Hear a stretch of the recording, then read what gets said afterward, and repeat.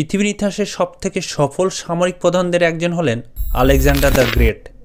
এমন একজন সম্রাট ছিলেন যিনি জীবনে কোনো যুদ্ধে পরাজিত হননি।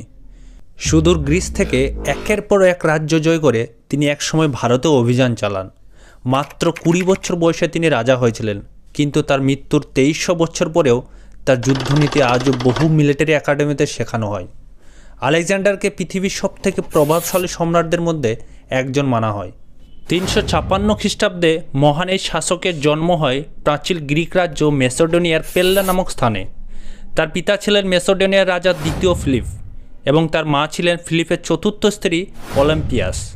শৈশব থেকে আলেকজান্ডার ছিলেন অসম্ভব বিচক্ষণ ও তীক্ষ্ণ বুদ্ধিমত্তা এবং শক্তিশালী ব্যক্তিত্বের অধিকারী। তাই রাজা ফিলিপও ছেলের প্রতিভা বিকশিত করার জন্য তার শিক্ষায় কোনো ত্রুটি রাখেননি। এমনকি আলেকজান্ডার বিখ্যাত গ্রিক বিজ্ঞানী ও দার্শনিক অ্যারিস্টটলের কাছ থেকে দীর্ঘ 3 বছর শিক্ষা নেন। তিনি এখানে দর্শন, রাজনীতি, কূটনীতি ও যুদ্ধবিদ্যা সহ বিভিন্ন বিষয়ে শিক্ষা অর্জন করেন।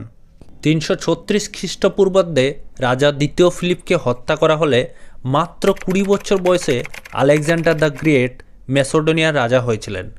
এরপর তিনি পিতার স্বপ্ন পূরণের উদ্দেশ্যে পারস্যের দিকে সেনাবাহিনী পরিচালিত করেন। অসীম সাহসিকতার সঙ্গে আলেকজান্ডার মাত্র 30 বছর বয়সের মধ্যে মিশর থেকে উত্তর পশ্চিম ভারত পর্যন্ত প্রাচীন বিশ্বের বৃহত্তম সাম্রাজ্য প্রতিষ্ঠা করেন।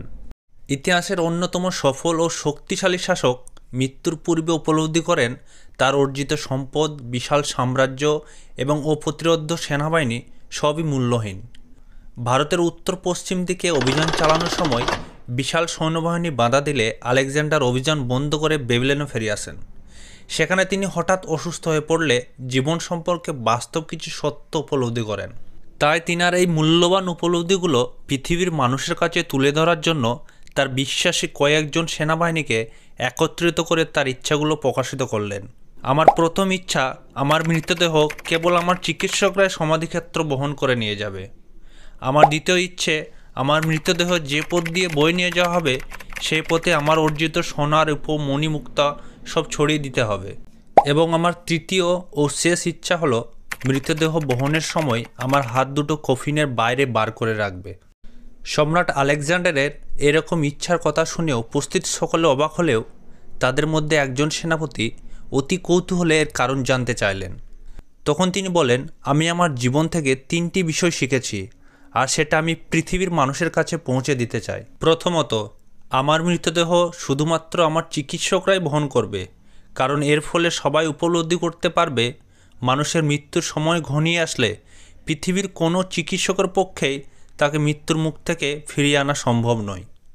দ্বিতীয়ত, আমার মৃতদেহ যে পথ দিয়ে বয়ে নিয়ে যাবে সেই পথে আমার অর্জিত সকল সম্পদ ছড়িয়ে দেবে, যেন সবাই বুঝতে পারে আমি আমার সারা জীবনের যে সম্পদ অর্জনে ব্যয় করেছি তার কোনো অংশই আমার সাথে যাবে না। তাই সম্পদ অর্জনের পেছনে সময় ব্যয় করা সময়ের অপচয় ছাড়া কিছুই নয়। তৃতীয়ত, মৃতদেহ বহনের সময় আমার হাত কাফিনের বাইরে বার করে রাখবে, কারণ আমি সবাইকে জানাতে চাই আমি পৃথিবীতে যেমন শূন্য হাতে এসেছিলাম তেমনি যাওয়ার সময়ও শূন্য হাতেই ফিরে যাচ্ছি। সম্রাট আলেকজান্ডার তার মৃত্যুর সময় উপলব্ধি করেন কেবল ক্ষমতা ও সম্পদ অর্জন করাই জীবনের প্রকৃত উদ্দেশ্য নয়। একটি সুস্থ, সুন্দর জীবনযাপন করা এবং মানুষের জন্য ভালো কিছু করে যাওয়াও জীবনের সাফল্য অর্জনের একটি অংশ।